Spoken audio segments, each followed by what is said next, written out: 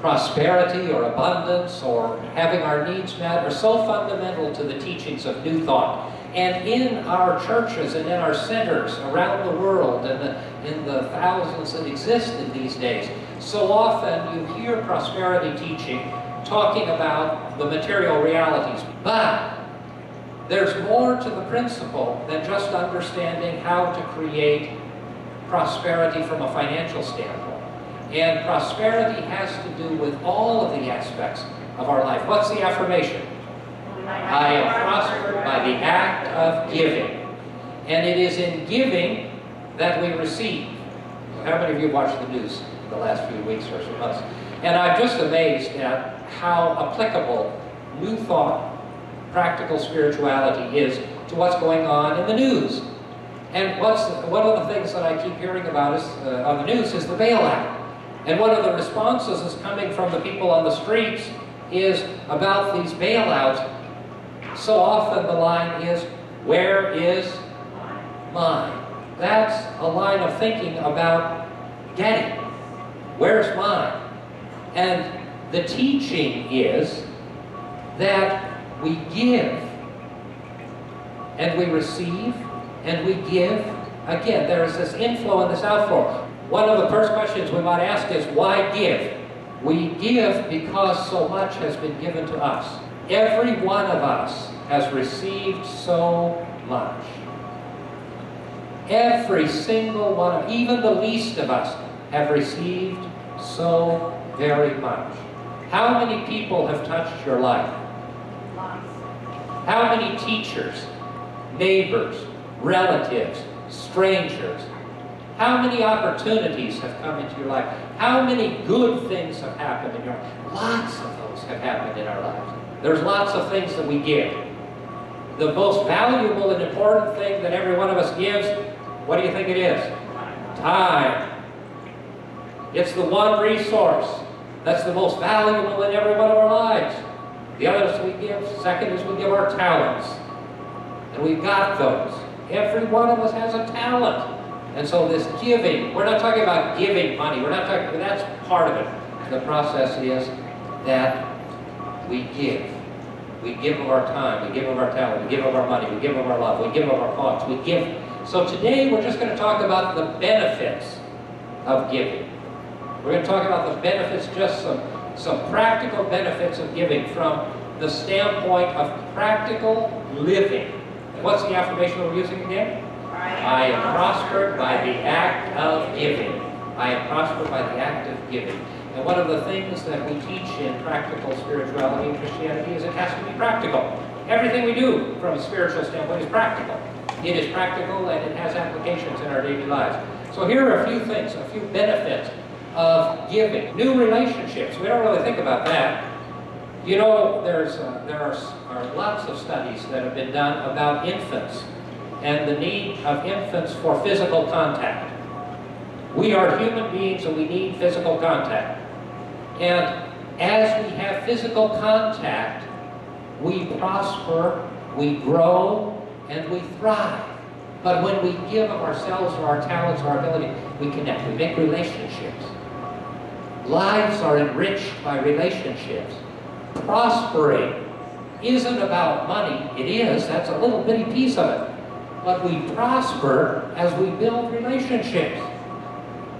Make a friend. Do something that connects with other people. Giving reduces fears. What are we most afraid of? Not having enough. Limited lack. Limited lack. And limited lack make us what? Hold tight to what you've got. It's not going to prosper. And prosperity opens up our lives and our minds and our hearts and our world. Our world needs a consciousness of prosperity. And it's there. There's plenty of everything. Mrs. Fillmore was a great person that talked a great deal, the founders of this movement, co-founders of this movement, about God as the source of your supply for everything. God is the source of your supply for your financial needs. God is the source of your supply for your health. God is the source of your supply for your ideas. God is the source of your supply for your peace. All of those things. And if you're a fearful person, If your life is filled with fear and anxiety, then maybe you ought to start giving of your time, your talent, and your money. And you maybe ought to start building some relationships. And maybe you ought to stop thinking about limit and lack and, oh my gosh, what's going to happen. I have a friend who is bright. He's got a graduate degree. He's got an excellent job. He's got a wonderful family. He's got everything going for him. He's been a friend of mine for 30 years. We knew each other in college. And for 30 years, and his life has gone well. He came from a prosperous, successful family. He's had everything that life could offer. And yet, in the quiet moments when we talk, he always says to me, Mike, I'm just scared to death that I'm going to end up homeless on the street one day. That fear, what takes that away is to begin to let go of that consciousness and start giving. Jesus said, that you may have life and have it abundantly. Good health. Do you know one of the greatest things that we can do for our health is to volunteer?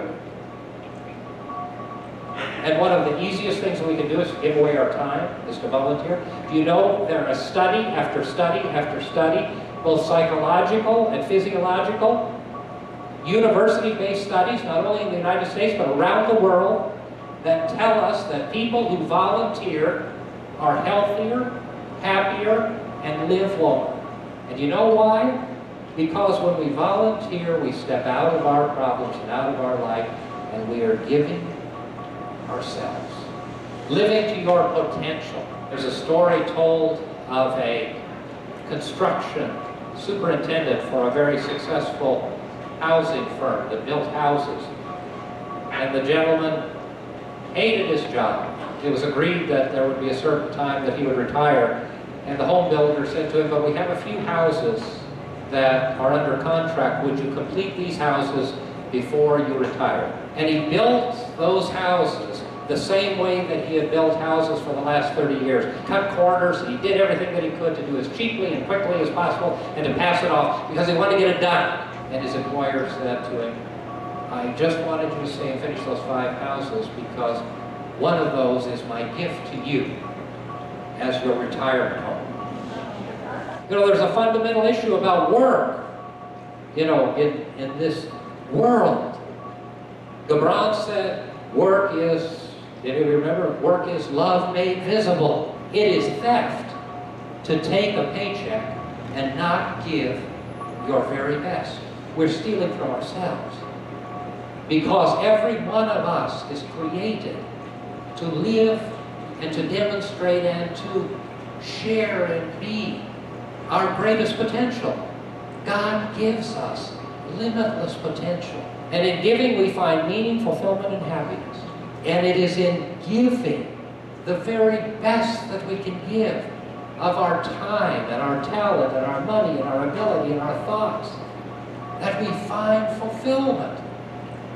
We're cheating ourselves by not giving of ourselves. If you want, Gandhi said, if you want to find yourself, lose yourself in doing for others. Because you will find yourself in the doing, in the giving. And as we give, so many wonderful things happen in our lives. We are made to give, and we are made to give because so much has been given to us. And we are called to demonstrate good and excellence in every aspect of our being and our lives. What's the affirmation? I am prospered by the act of giving. I am prospered by the act of giving. I am prospered by the act of giving. You are prospered, I am prospered, we are strengthened, we are empowered, we have the grace and the ability to give, and all we need is the will. And that will is deep down within every one of us. And go out this week and give something.